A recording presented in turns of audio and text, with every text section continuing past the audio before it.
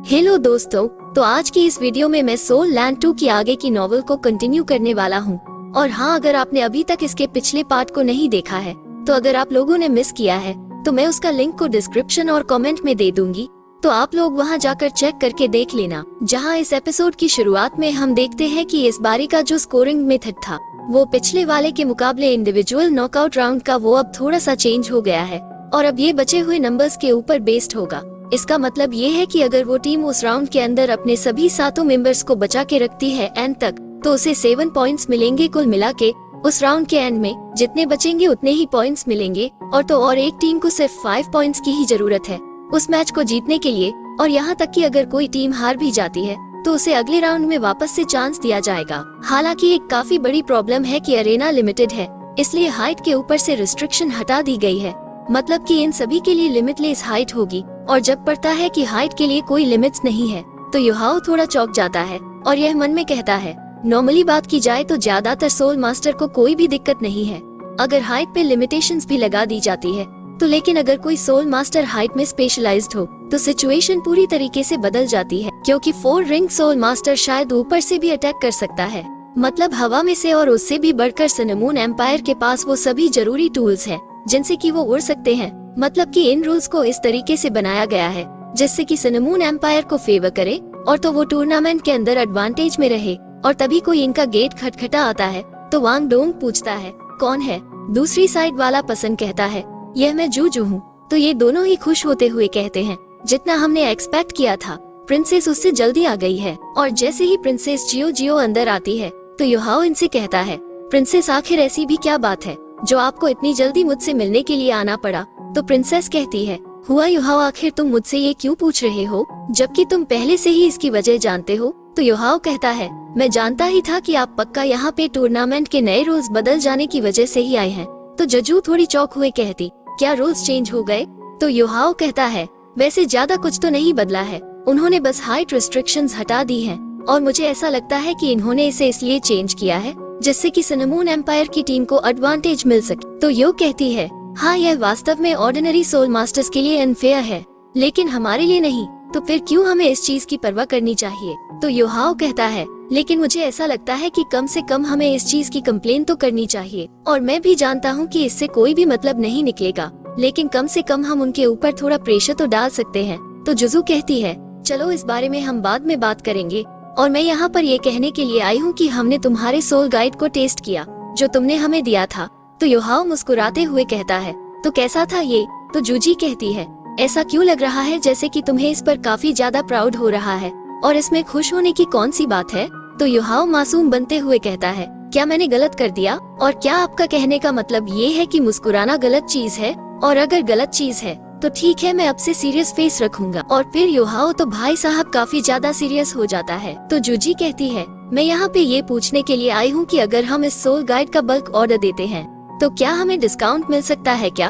तो Yuhao drama करते हुए कहता है, बदकिस्मती से मैं आपसे ये कहना चाहूँगा कि प्रिंसेस रॉ मटेरियल्स की किल्लत होने की वजह से सोल गाइड डिपार्टमेंट ने हमसे कहा है इन सोल गाइड्स की प्राइस को 30 पर बढ़ा दी जाए।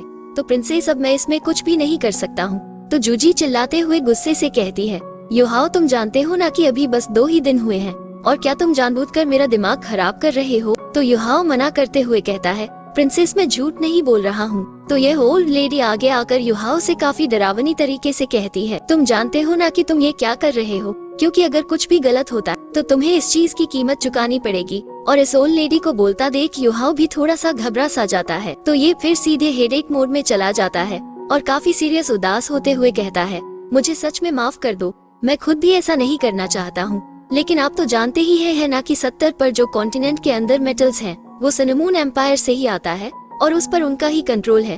तो फिर कैसे टंग सेक्ट जैसा एक छोटा सा सेक्ट इतने लार्ज क्वांटिटी में मेटल्स को ले सकता है? और वहाँ पे किसी ना किसी मेटल की शॉर्टेज बनी रहती है और उसी के हिसाब से प्राइस भी ऊपर नीचे होती है।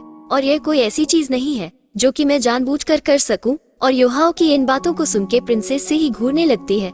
तो युहाओ की बोलती बंद हो जाती है और इस तरह प्रिंसेस मन में कहती है, ये बंदा भी ना, यहाँ तक कि वैसे हमने अभी सिर्फ मोहल भाव करना शुरू ही किया था, लेकिन मैं पहले ही इसके जाल में फंस चुकी हूँ। और देख के ऐसा भी लगता है कि इसने गैस कर लिया था कि मैं क्या चाहती हूँ, तो मेरे पास कोई और भी चॉइस नहीं है। इसके साथ सहमत होने के अलावा, लेकिन जो मैं करना नहीं चाहती हूँ उसके लिए सहमत होना भी मुझे पसंद नहीं है। और फिर जूजू कहती है, ग्रैंड माई चलो यहाँ से चलते हैं। और इस बात को सुन के युहाओ चौंक जाता है और कहता है, क्या आप अचानक से यहाँ से क्यों जा रही हैं? और तभी बेल भी दोबारा से बज जाती है। तो जूजी कहती है, आखिर तुमसे कौन मिलने आया है? और तभी बाहर से एक आवाज आती है, हेलो क्या हुआ, युहाओ यहाँ पे है। और यहाँ पे एक और लड़की आई होती है जिसे देख के प्रिंसेस जियो जियो के काफी तगड़े वाले होश उड़ जाते हैं। और हम देखते हैं कि यहाँ पे टोटल 3 जने आए होते हैं। इन्हें देख के वांग डोंग कहता है, आप सभी ही यहाँ पे क्यों आए हैं? तो ये लड़की कहती है, हमने उन आइटम्स उसको आजमाया है जो तुमने लास्ट टाइम हमें दिए थे, इसलिए हम यहाँ पे कॉपरेशन को लेके डिस्कस करने के लिए आए हैं। तो वांग डोंग कहता है, ओ ऐसा है क्या, तो अंदर आ जाओ प्लीज। और फिर ये तीनों भी अंदर आ जाते हैं। और ये जो गोल्डन हेयर वाली लड़की होती है, ये जियो जियो को देख के काफी खुश हो जाती है और ये कहते हैं, सिस्टर जूजू आप भी यहाँ पे क्यों है? और इस लड़की को देख के जूजू चौंक जाती है और कहती है, वैना काफी लंबे समय से देखा नहीं, कैसी हो तुम? क्या तुम भी यहाँ पे इसके साथ कोऑपरेट करने के लिए ही आई हो? तो वैना कहती है, मतलब कि तुम भी इसी के लिए आए हो? तो जूजी युहाओ के ऊपर चिल्लाते हुए कहती है, हुआ युहाओ क्या ये तुम जानबूझकर कर रहे हो? तो बेचारा युहाओ शरीफ बनता हुआ कहता है, नहीं नहीं, इसमें मेरा कोई भी हाथ नहीं है, लेकिन देख के ऐसा लगता है कि यह बस एक कोइंसिडेंस है और प्लीज मुझ पे विश्वास करो, मैं एकदम सच कह रहा हूँ। और अब जब हम सभी ही यहाँ पे हैं, तो क्यों ना हम सभी ही बैठ के आराम से बात करें। तो वैना के साथ जो ओल्ड मैन होता है, ये कहता है कि लेकिन हुआ युहाओ तुम ये क्या हो गया? तो युहाओ कहता है, अंकल मोह बस बदकिस्मती से मेरा एक छोटा सा एक्सीडेंट हो गया, जिसकी वजह से अब मैं सिर्फ अपने एक ही हाथ को हिला सकता हूँ। और इस बात को सुनकर वैना थोड़ी उदासी हो जाती है और फिर यह ब्लश मारते हुए कहती है, हेलो युहाओ, मैं तुमसे कुछ अकेले में बात करना चाहती हूँ, लेकिन ऐसा दिखता है कि यहाँ पे काफी सारे लोग हैं, तो क्या हम अकेले में बात कर सकते हैं क्या? और इस बात को सुनकर युहाओ थोड़ा चौकसा जाता है, जबकि यह जो 2 लड़कियाँ होती हैं, ये तुरंत ही मना कर देती हैं। जबकि वांग डोंग मन में कहता है, आखिर तुम सभी लोग ऐसा एक्ट क्यों कर रहे हो? तो ये लड़की कहती है, वैना तुम्हारी सेफ्टी के लिए किसी से कोई भी फर्क नहीं पड़ता है कि तुम इससे क्या बात करना चाहती हो, लेकिन मैं तब भी हरदम तुम्हारे साथ रहूंगी। और फिर ये लड़की हंसे कहती है, अगर तुम बुरा ना मानो तो क्यों ना तुम हमारे साथ हमारे रूम में आओ और बात करो, और जब हमारी बात खत्म हो जाएगी तब मैं तुम्हें यहाँ पे छोड़ जाऊंगी।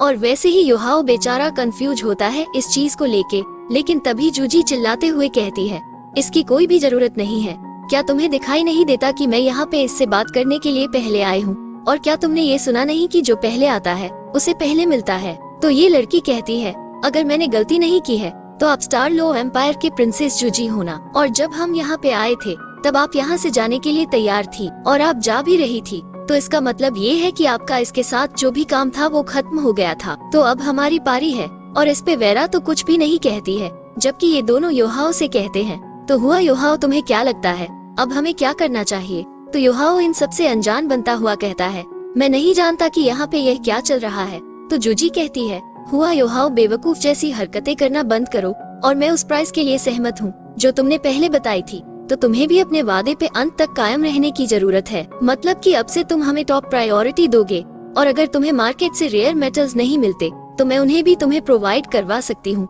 और इसकी इन सारी बातों को वैना चुपचाप सुन रही होती है और फिर यह कहती है, युहाओ जो तुमने पहले हमें प्राइस बताई थी, तो हमारा हेवन डू एम्पायर 10 पर ज्यादा प्राइस देने के लिए तैयार है, तो क्या तुम हमें टॉप प्रायोरिटी दे सकते हो?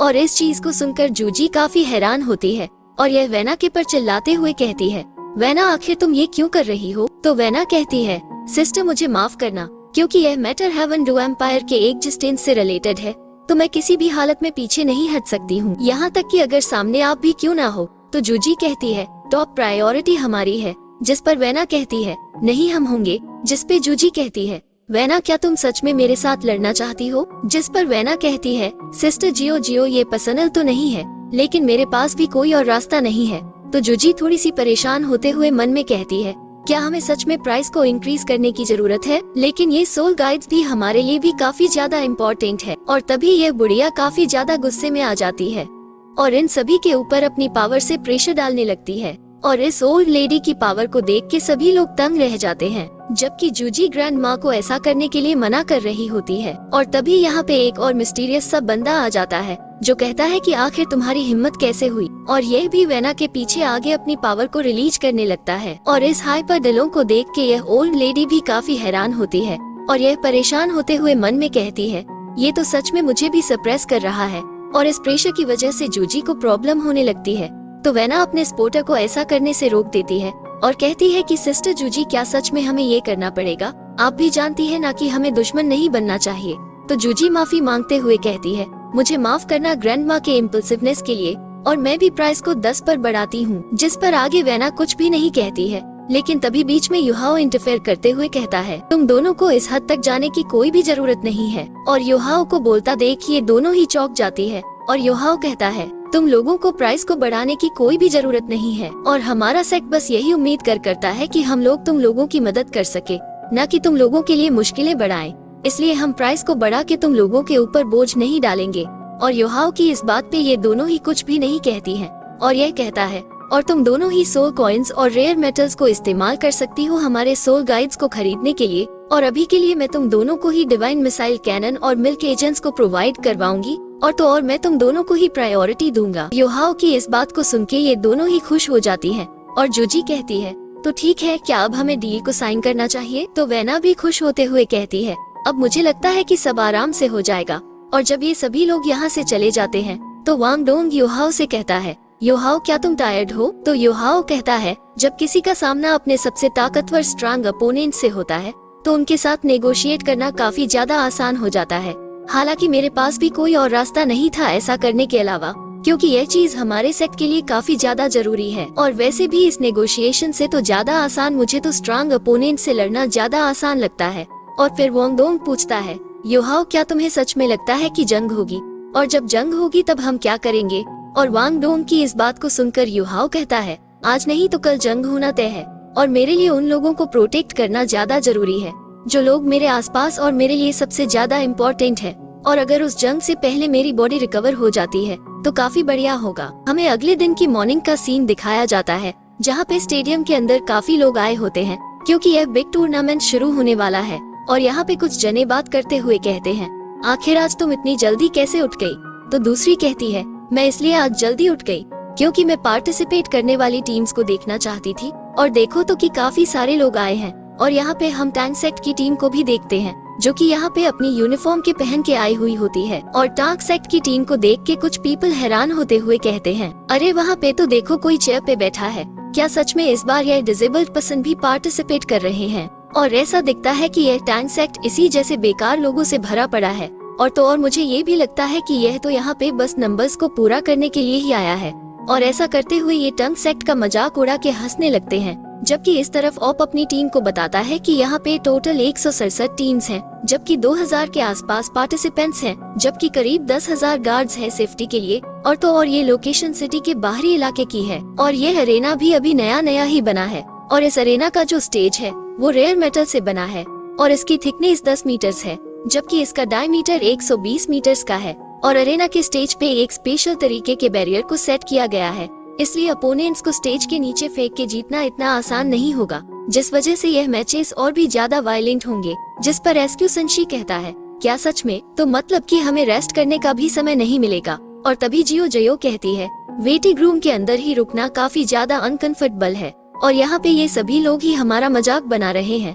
तो युहाओ कहता है, इन्हें अभी के लिए इग्नोर करो, हम बाद में इनका भी हिसाब करेंगे, इसलिए अभी के लिए ये सब कुछ सह लो। और तभी युहाओ यहाँ पे एक टीम को देख के काफी ज्यादा चौंक जाता है और कहता है, ये टीम तो स्कॉर्पियन टाइगर डू लुआ झांग पैंग की है, तो फिर इसके जो पीछे पसंद है वो पक्का। और फिर युहाओ एक लड़की की हेड के अंदर देखने की कोशिश करता है अपनी स्पिरिचुअल आईज की मदद से, लेकिन यह उस हेड के अंदर नहीं देख पाता है और मन में कहता है, मैं जैसे ही उसके करीब जाता हूँ तो कोई चीज मेरी स्पिरिचुअल पावर को ब्लॉक कर देती है और करीब मेरी पावर को उसके 1 मीटर दूरी ही ब्लॉक कर दिया जाता है। और पक्का वो पीछे वाली सिस्टर टैंगिया ही होंगी। और यहाँ तक कि अगर तुमने हेड गियर भी पहन रखा है अपने फेस को छिपाने के लिए, लेकिन तब भी मैं सिर्फ तुम्हारे ऑरा से ही बता सकता हूँ कि यह तुम ही हो। सीनियर सिस्टर ना जाने कैसे मैं आपका सामना करूँगा अगर हमारा एक साथ मैच हुआ तो। और तभी स्टेडियम के बीच में एक आर्मी आने लगती है, जिन्हें देख के युहाओ कहता है, इन गार्ड्स के आर्मर बने हैं और ऐसा देखता है कि ये काफी अच्छे भी हैं। तो नाना बताती है, ये सोल्जर्स एम्परर की सोल मास्टर आर्मी से हैं, जो कि सिनेमून एम्पायर की रियल बैकबोन है। और इन सोल कैनन को देख के ऐसा लगता है कि इन्हें इनके वॉर वेपन की तरह ही डिजाइन किया गया है। तो युहाओ कहता है, यह इम्पीरियल आर्मी तो सच में काफी अच्छी है और यहाँ पे करीब 10 हैवी सोल गाइड वेपन्स हैं और यह सभी के सभी ही लेवल 7 या फिर उससे ऊपर के हैं। तो कहता है तो ऐसा दिखता है कि मेन गेस्ट ने सामने आने का डिसाइड कर लिया है। और यह जो 32 हेड हॉर्स है, ये सिनेमून एम्पायर की रॉयल फैमिली को सिंबलाइज करते हैं। क्या यह एम्परर है? नहीं, ऐसा नहीं हो सकता है कि वो हो, क्योंकि मैंने सुना है कि एम्परर की तबीयत खराब है। और तभी होस्ट गला फाड़ते हुए चिल्लाते हुए कहता है, सभी लोग क्राउन प्रिंस और क्राउन प्रिंस की वाइफ का स्वागत करो। और जैसे ही हुआ योहाओ जूजी को क्राउन प्रिंस के पीछे देखता है तो ये काफी चौंक जाता है और मन में कहता है जूजी क्राउन प्रिंस की वाइफ है और लगता है कि जूजी ने क्राउन प्रिंस से शादी कर ली है। जूजी, क्या तुम सच में इस हद तक चली जाओगी सिर्फ बदला लेने के लिए? और योहाओ को ऐसे देख के वांग डोंग पूछता है, योहाओ क्या तुम ठीक है? जिस पर योहाओ कहता है, हाँ मैं ठीक हूँ, मुझे तो अब बस जूजी के फ्यूचर के बारे में चिंता हो रही है, क्योंकि जूतिया इनके मन पे लड़ने का भूत सवार हो रखा है। और अगर यह एम्परर बन गया तो जंग को शुरू होने में ज्यादा समय नहीं लगेगा। और तभी क्राउन प्रिंस जूतिया रन कहता है, अब से टूर्नामेंट को ऑफिशियल शुरू किया जाता है। जबकि इस तरफ सारी ऑडियंस प्रिंसेस जूजी के नारे लगा रहे होते हैं। और तभी एक मिस्टीरियस बंदा तेज आवाज में कहता है, सभी के सभी लोग चुप हो जाओ। और इस आवाज को सुन के यहाँ पे सन्नाटा सा छा जाता है। और इस आवाज को सुन के यहाँ तक कि योहाओ के भी पसीने छूट जाते हैं। और यह परेशान होते हुए मन में कहता है, यह आवाज तो मेरा अनुमान एकदम सही था, ये पक्का वही है। तो वांग डोंग योहाओ से पूछता है, योहाओ आखिर तुम क्या सोच रहे हो? जिस पर योहाओ कहता है, ये dark holy dragon the ultimate डिलो लंग जियाओ याओ है। और ऐसी भी अफवाह है कि सिनेमून एम्पायर के इनके साथ काफी क्लोज रिलेशनशिप भी है। यहाँ तक कि वैसे अफवाहें सही नहीं होती हैं, लेकिन डेफिनेटली इनके क्लोज रिलेशनशिप है। और तो और प्रिंस के जो बाजू में है वो जिंग होंग चन या फिर जियाओ तो नहीं दिख रहे हैं, लेकिन यहाँ तक कि वो जो मिस्टीरियस बंदा रोब के अंदर है उसे मैं रिकॉग्नाइज नहीं कर सकता हूँ। और एग्जैक्टली उस पर्सन की आइडेंटिटी क्या है? और तभी होस्ट कहता है, प्रिय एम्पायर के वासियों और उन गेस्ट का स्वागत है जो कि काफी दूर से यहाँ पर आए हैं। और गाइस, नेक्स्ट एपिसोड से इस टूर्नामेंट की ऑफिशियल बैटल शुरू हो जाएगी और इसमें आपको ये देखने को मिलेगा कि हमारा योहाओ क्या करने के काबिल है। इसलिए इस वीडियो को ज्यादा से ज्यादा लाइक करें, जिससे कि मुझे वीडियो बनाने की मोटिवेशन मिल सके। तो चलिए अब हम लोग सीधे बैटल में मिलते हैं। तब तक आप सभी लोग मजे करिए।